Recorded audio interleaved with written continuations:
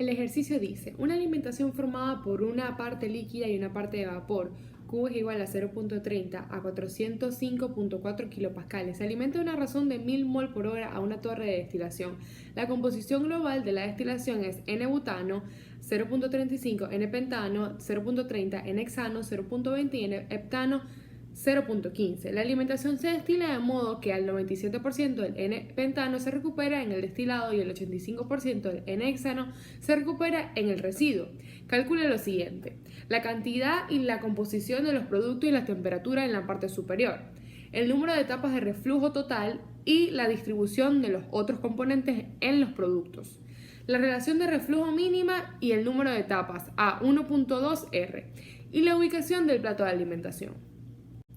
Puesto que el problema no nos indica lo contrario, se asumirá que el H-heptano no se recupera en el destilado y que el N-butano no se recupera en el fondo. En la realidad la separación no es perfecta, pero los productos más ligeros salen como trazas en la corriente de fondo, al igual que los productos más pesados en la corriente de destilado. Y como su valor es tan pequeño, puede despreciarse, y así los cálculos se facilitan y el ejercicio tendrá solución. Los productos claves ligeros y pesados se seleccionan de acuerdo a la teoría.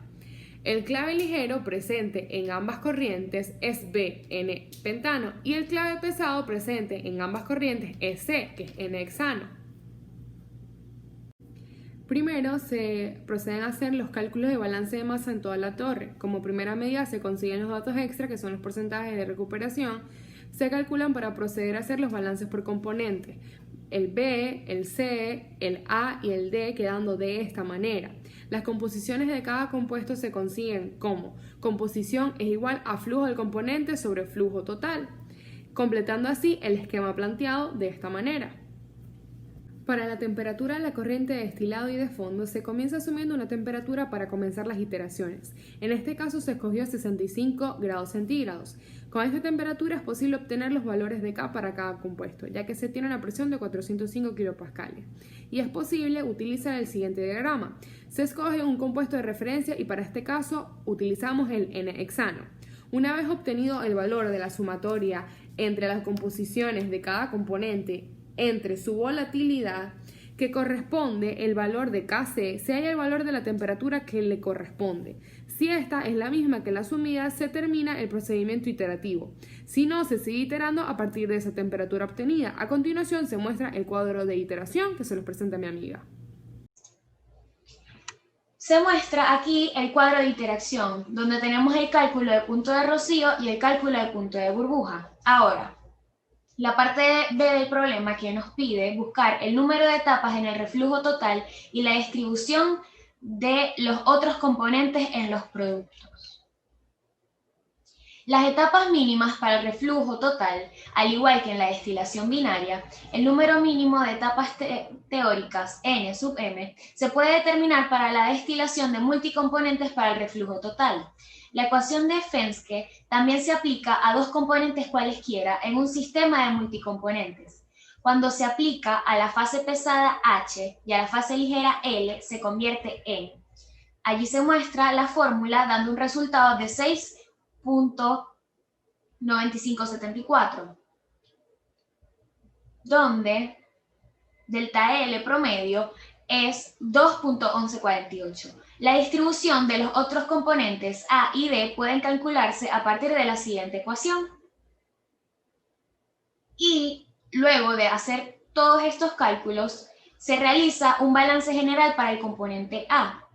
Y sustituyendo en la ecuación anterior, se obtiene un resultado de 0.022 moles sobre horas. Finalmente, para la otra, se obtiene un resultado de 349.9773 moles sobre horas. De igual manera, se hace el mismo cálculo para el flujo de D. A continuación se presentan los resultados. Como podemos notar, estos valores son muy pequeños, casi cero, y por lo tanto, despreciarlos no conlleva a diferencias en las temperaturas de los productos de fondo y tope. Tomando en cuenta las nuevas composiciones, se calculan de nuevo los flujos. Y allí se muestra la tabla. Ok, para la parte C de nuestro ejercicio, debemos buscar la relación de flujo mínimo y el número de etapas a 1.2 R y la ubicación del plato de alimentación. La relación de flujo mínima puede obtenerse a través del método de Underwood, antes explicado. Este emplea valores a promedio constantes y también supone flujo constante en ambas secciones de la torre. Este método brinda un valor razonablemente preciso. Las dos ecuaciones para determinar la relación de flujo mínimo son, se las colocaré por aquí.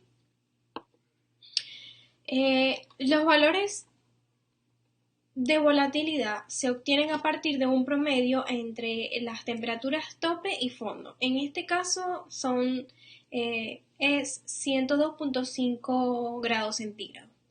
Este valor de tita se obtiene a través de ensayo y error, pero su valor está definido en el rango de las volatilidades del clave ligero y el clave pesado, 2.3 y 1. El valor de la condición térmica se presenta en el enunciado del ejercicio, es decir, Q 0.3. Para este proceso iterativo se comienza con un valor promedio entre las dos volatilidades y se procede a calcular. Por aquí colocaré las tablas con los resultados. Se obtiene un valor de tita final de 1.414.5 y se procede a colocar o a sustituir en la ecuación de R mínimo y obtenemos un valor de 0.7322. El reflujo de operación sería entonces R igual a 0.7322 por 1.2 dado en el enunciado, y eso nos llevará a un resultado de 0.8787. Para hallar el número de etapas teórico al reflujo de operación se utiliza la correlación de Gilliland. Hallamos el valor del eje X y cortamos la curva. Luego leemos el valor y de esa ecuación despejamos el número de etapas teóricas. También voy a dejar las ecuaciones y la gráfica.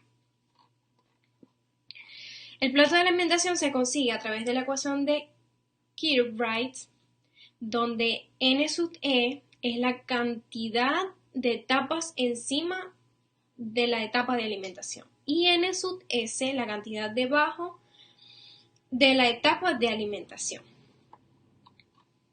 Voy a dejar las ecuaciones sustituidas por acá.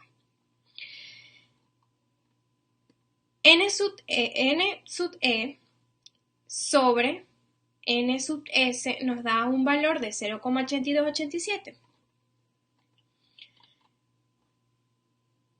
Pero ya que n sub e más n sub s es igual a 16,6831, se obtiene